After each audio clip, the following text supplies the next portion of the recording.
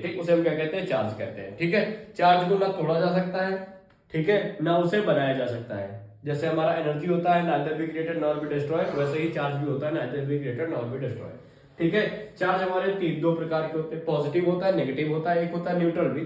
ठीक है, तो पॉजिटिव चार्ज क्या होता है, जिस पर चार्ज की वैल्यू कैसी हो जाए, पॉजिटिव होती है। नेगेटिव चार्ज जिस पर नेगेटिव चार्ज आ जाता है। ठीक है, ठीक।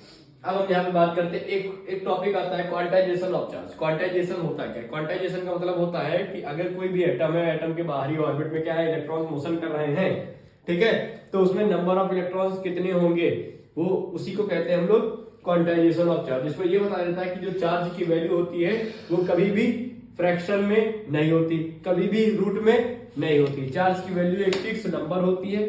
ठीक है, उसी को हम क्या कहते हैं, क्वांटाइजेशन ऑफ चार्ज कहते हैं। इसका फॉर्मूला होता है Q equal to N into A.